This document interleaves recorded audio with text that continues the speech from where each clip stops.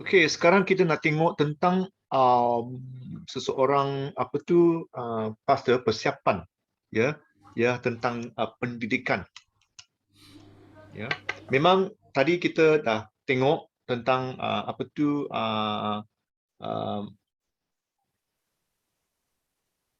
pembangunan terutamanya dalam isu belajar Alkitab, berdoa, ya, dan juga meditasi. Ya, tetapi di sini kita lebih tumpu ya pada pendidikan, ya, education in general, secara umum, ya, ya tentang pendidikan, ya, dan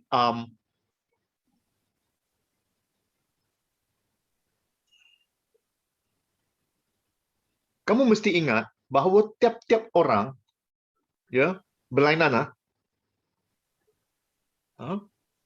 jemaah-jemaah yang datang ke gereja mereka memang berlainan, tiap-tiap orang. Ada yang minda, ya, memang berlainan. Nombor dua, ada kalanya latar belakang keluarga berlainan. Tiap-tiap keluarga pun berlainan. You know, tiap-tiap orang mempunyai kemampuan untuk berfikir berlainan. Cara-cara mereka berfikir, cara-cara mereka beranalisa, ya, dan ada juga yang membuat perbezaan, ya, juga berlainan. You know. Tetapi kita harus tahu, ya, sebagai seorang pelayan, kita harus tahu cara-cara untuk mengguna ayat-ayat, ya, dengan lebih ceras dan jangan lebih terang, ya, semacam di 1 Timotius 2:15 mengatakan bahawa usahakanlah supaya engkau layak di hadapan Allah sebagai seorang pekerja yang tidak usah malu, yang berterus terang memberitakan perkataan kebenaran itu. Ya. Alright? Berterus terang, rightly handling the word of truth. Ya, mengendalikan, memberitakan kebenaran. Ya. Alright? Berterus terang. Engkau harus layak. Ya. Usahakanlah supaya anda layak. Inggeris kata do your best. Right? Do your best. Ya. Layak. Oleh itu kita harus menyiapkan diri kita sendiri. Kita sendiri. Ada kalanya kita takut. Kita tak pasti kita boleh lakukan ke ataupun tak boleh lakukan. Benar tak? Benar. Ada kalanya kita tak tahulah boleh ke tak boleh. Ya. Mari kita tulis kepercayaan yang positif. Senaraikan 3 kepercayaan negatif. Negatif bukan positif yang anda miliki mengenai diri anda sendiri. Cabar setiap kepercayaan itu. Bagaimana mungkin mereka salah? Mungkin kita salah anggap. Mungkin ia tak benar. Ya, beri contoh. Okay. Apakah perasaan anda apabila anda tahu bahawa apa yang kamu pernah percaya itu tidak benar? Apakah perasaan anda? Ya. Saya bagi 10 minit. Kita bincang. Ya. Kita nak tengok tentang persiapan diri kita sendiri ya sebagai seorang yang ingin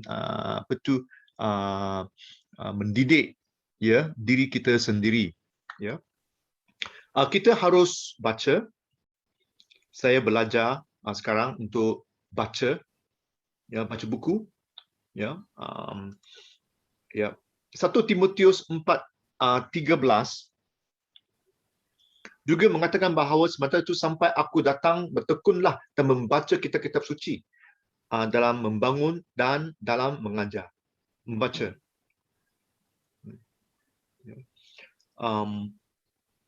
terutamanya di tempat-tempat uh, tempat-tempat macam ya, ada juga di perkampungan di Semenanjung, perkampungan Sabah Sarawak, ramai juga jemaah-jemaah mungkin saja okey, mereka mempunyai pelajaran tingkat rendah, ya, tak macam Bandaraya lah, Kuala Lumpur semua.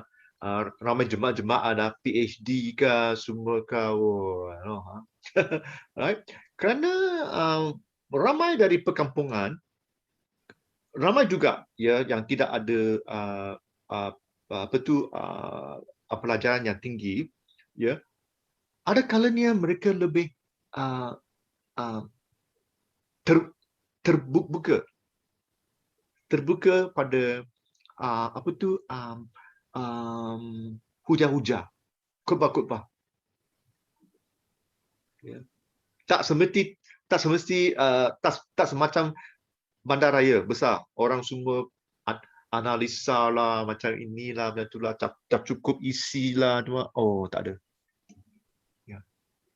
Oleh itu, kerja kita sebagai pelayan, kita tahu bahawa mereka, kalau mereka dahaga ataupun mereka lapar, ya, hungry for God's word, alright, kita boleh memberi makan ya pada mereka. Ya. Right? Dan di sini kita juga harus bersiap dan tekun supaya dipakai oleh Tuhan. Master. We use the word master. Right? Kita bersedia untuk diguna. Right? Cuba seraya upaya. Jangan memberi alasan saya tak tahu. Tak tahu? Tak tahu? Jangan. Ya, tapi kena bersiap sedia. Bertekunlah untuk belajar. Kalau tak tahu, cari jawapan. Ya. Cari jawapan. Bukan hanya sekadar berdoa. Ya, doa itu penting. Ya. Bukan hanya sekadar berdoa, tetapi kita boleh memberi penjelasan. Ya. Kita harus mencari jawapan. Ya. Kerana kita tahu maklumat ya boleh menolong, right? Menolong reaksi, mempengaruhi reaksi jemaat. Ya. Kalau kita tidak mengajar ya dengan elok jemaat macam kita di Kuala Lumpur, ya, kalau mereka ada handphone lah, Google sahaja, mereka type Google, you know, pastor di Indonesia, wah, banyak keluar. Ya. Yang ada ajaran songsang ke tak songsang ke, mereka tak tahu. Kamu tahu. Kamu tahu. Mereka tak tahu. Ramai kan? Ada? Ada? Indonesia ke, Sabah Sarawak semua ada. Malaysia semua, Semenanjung semua ada. Banyak. Banyak. Inggeris ada. Bahasa BM ada. Ajaran songsang. Ayo, kenapa? Kalau kita tidak mengajar jemaat-jemaat, mereka akan masuk dalam ajaran songsang. Ya. Dan Tuhan memberi tanggungjawab itu pada kita yang sebagai jemaat-jemaat, ya, dan juga pelayan dalam gereja begini untuk menolong mereka, ya, supaya tidak dipengaruhi oleh maklumat moden. Maklumat moden, Google lah, semualah, mereka masuk, email lah, banyak. Facebook, terutamanya Facebook. Apabila kita baca, wah, macam elok, bagus. Tapi mereka itu semua ajaran songsang. Oleh itu kita kena berjaga-jaga.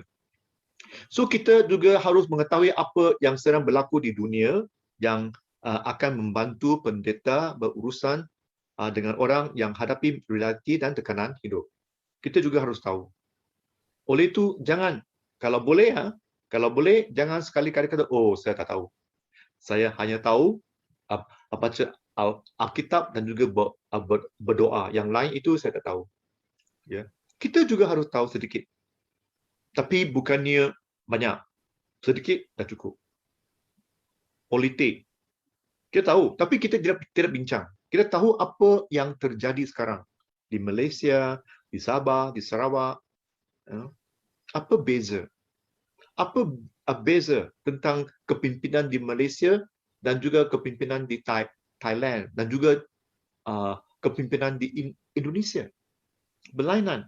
COVID-19, cara-cara Malaysia mengendalikan COVID-19 dengan berbanding dengan negara-negara lain, kita juga harus tahu sedikit sebanyak. Bukan untuk berbincang, tak. Hanya sebagai informasi. Faham? Okey, kita juga harus tahu. Apakah tujuan membaca? Tujuan membaca ialah supaya mempunyai stimulasi minda, mental exercise. Macam saya pun katakan bahawa saya masih membaca dan saya masih belajar, ya, untuk menguatkan minda saya. Dan dua ialah untuk mencari informasi. Tak cukup. Sekarang informasi selalu tukar. Informasi baru selalu tukar. Cara-cara pengajaran, cara-cara berkhutbah, cara-cara melayan tukar. Orang dah tak semacam 20 tahun dulu. Saya percaya macam Joseph, bapa dulu masih pelayan kan.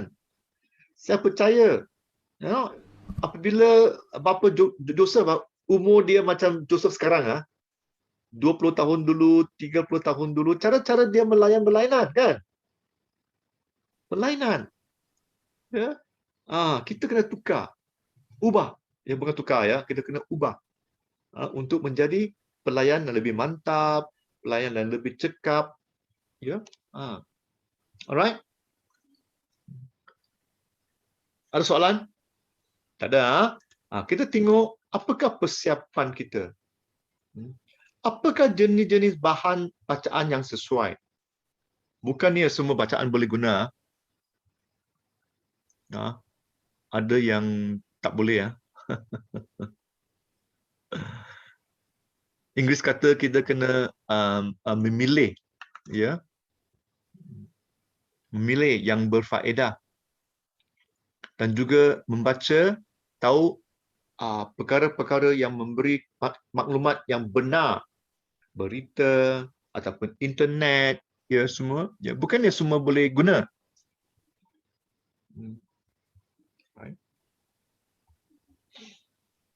Inggeris katakan be teachable. Rasa ingin belajar. Ingin belajar. Itulah semua bahan bacaan yang sesuai. Dan kita tahu boleh menolong kita untuk melayan. Memberi faedah pada kita. Ya.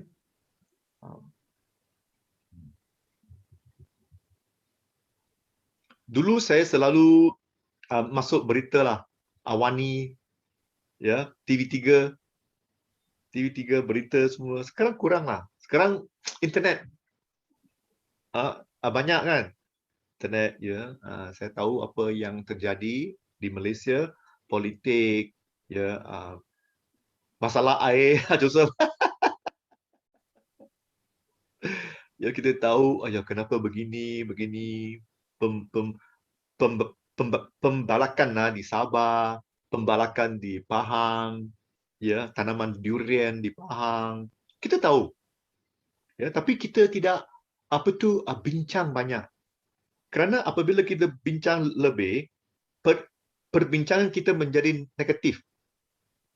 Ya. Tak perlulah. Tak perlu. Ya. Apa yang kita kena bincang ialah untuk memberi galakan, encouragement, bukan sekadar complain, kenapa begini, kenapa begitu. Tak ada faedah. Alright? Oleh itu, apa yang kita baca ialah untuk teachable, rasa ingin belajar. Apa yang boleh menolong saya menjadi seorang pelayan yang lebih cekap, yang lebih baik. Right? Ada soalan, Sarah? Yang ini penting ialah, ya, sorry, ada yang? Ada? Tidak Okay. dapat, Ustaz. Ya, alright.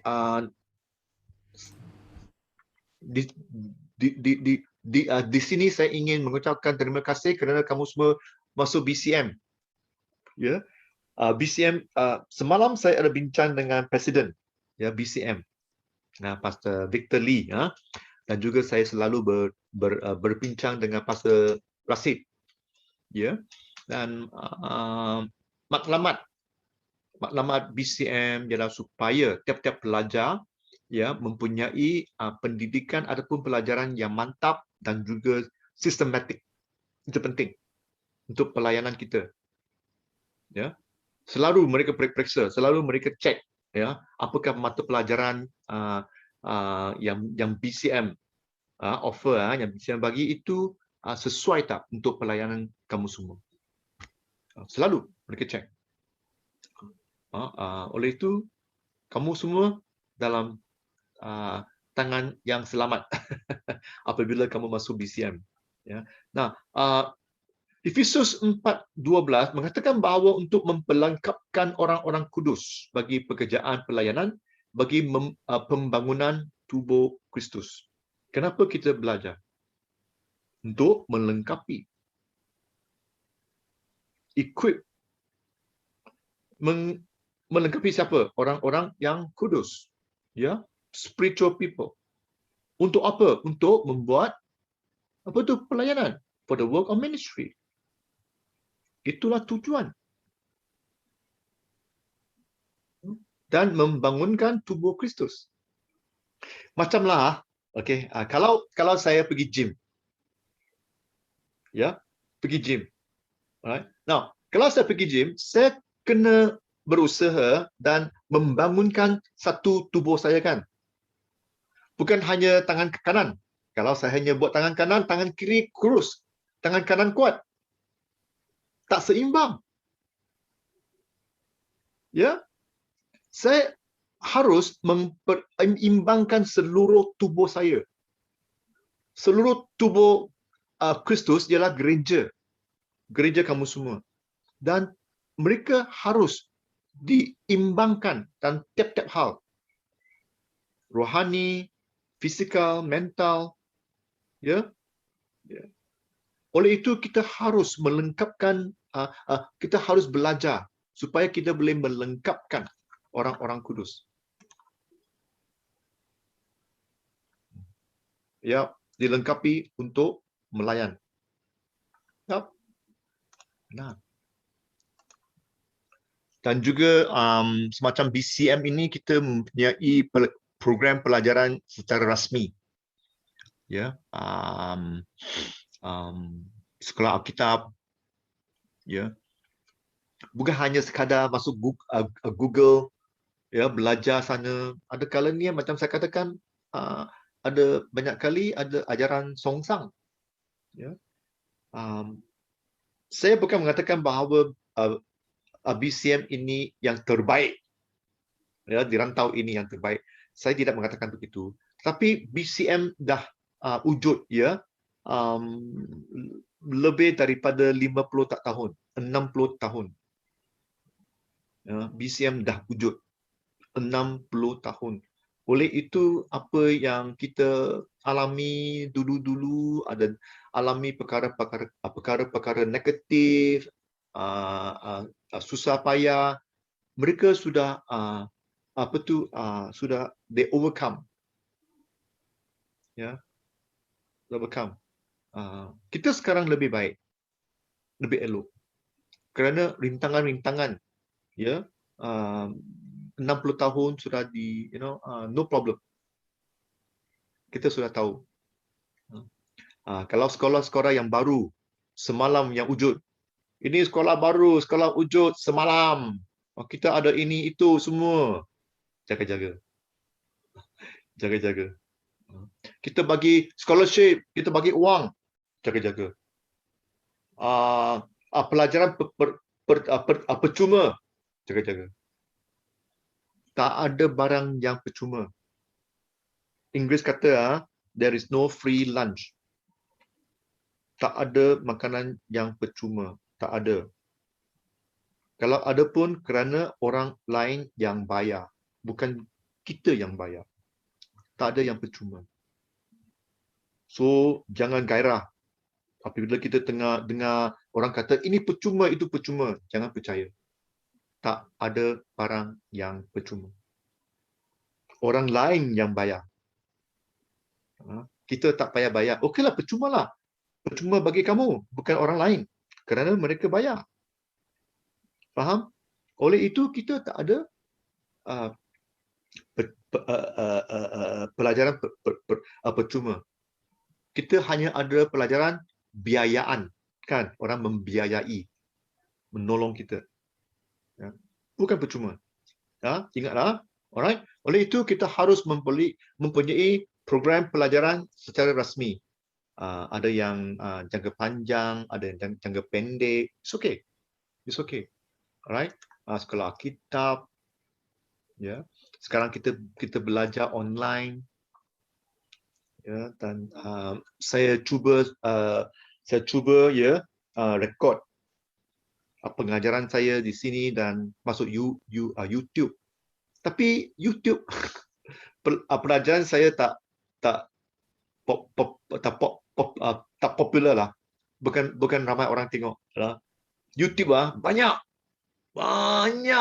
ya. Apa bahasa banyak dari Indonesia banyak juga.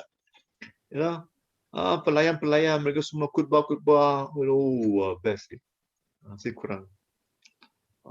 So online study juga ada dan juga belajar secara sukarela. Ada orang belajar persendirian, ada buku-buku dari saya ada guna buku-buku dari Global University. Buku ini sebenarnya kita panggil buku ni self study. Self study. Ikut buku itu ada soalan, jawab, ada kertas kerja buat ya. Selepas membaca buku itu selesai, okeylah, selesai. Alright. BCM kami ada Global University. Itu secara persendirian baca. Dan juga ongoing studies. Macam saya katakan, right? Saya katakan bahawa tak ada. Saya sudah menjadi pastor 30 tahun tapi saya masih belajar. Kerana cara-cara sekarang di dunia ini selalu berubah. Ya. Oleh itu kamu semua harus terus belajar. Tak ada henti. Okey? Ada soalan tak? Tak ada soalan Kalau tak ada soalan, okey. Tulis. Lagi tulis lagi ya. Tulis 2 atau 3 perenggan yang menerangkan mengapa seorang pastor perlu belajar dengan tekun. Tulis.